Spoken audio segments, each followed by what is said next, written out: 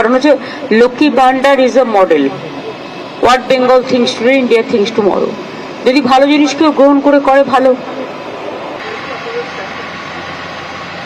দেখুন, বাংলাদেশটা একটা অন্য দেশ, ভারতবর্ষটা একটা অন্য দেশ।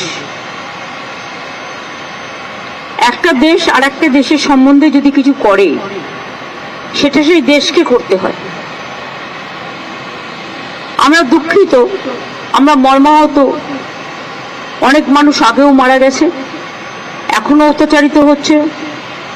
আগেও আন্দোলনেও অনেক ছাত্রছাত্রীরা মারা গেছে এবং আজও তার রেস চলছে। এবং আমরা তো কেউ ঘটনাটাকে সমর্থন করছি না। যে কোনো ঘটনায়, যে কোনো ধর্মের ওপরেই হোক না কেন, আমরা সেটাকে সমর্থন করি না। কিন্তু এক্ষেত্রে আমাদের ভূমিকা খুব লিমিটেড।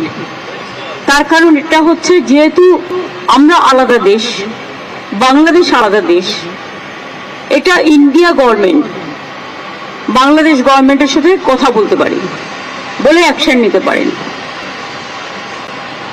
আমরা এটুকু বলতে পারি যে আমরা এক্সটার্নাল অ্যাফেয়ার্স পলিসির ব্যাপারে তৃণমূল কংগ্রেসের স্ট্যান্ড হচ্ছে যে যখনই গভর্নমেন্টে থাকুক না কেন, আমরা গভর্নমেন্টের স্ট্যান্ডটাকে সাপোর্ট করি। কাজেই আমাদের বক্তব্য খুব পরিষ্কার।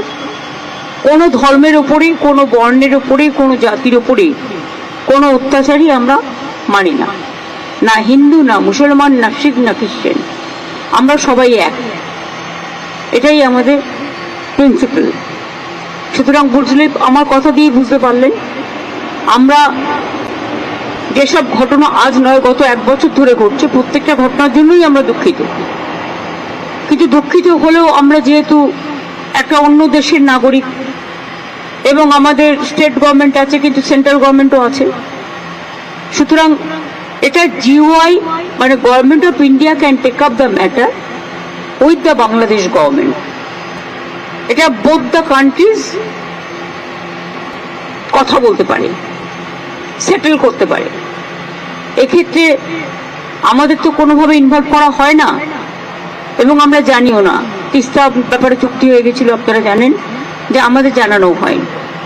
কাজে আমাদের দিক থেকে আমরা বাংলাদেশকে ভালোবাসি, বাংলাদেশও আমাদের ইন্ডিয়াকে নিশ্চয়ই ভালোবাসে, বাংলাকেও ভালোবাসে। আমাদের ভাষা, সাহিত্য, পোশাক পরিচ্ছদ সবই এক। রাজনৈতিকভাবে যাই মতভেদ থাকুক না কেন, আমরা এটা নিশ্চয়ই চাই না যে কোনো ধর্মে ধর্মে বিভেদ হোক এবং তার কোনো রেশ কারো উপর পড়ুক, এটা আমরা কখনোই চাই না।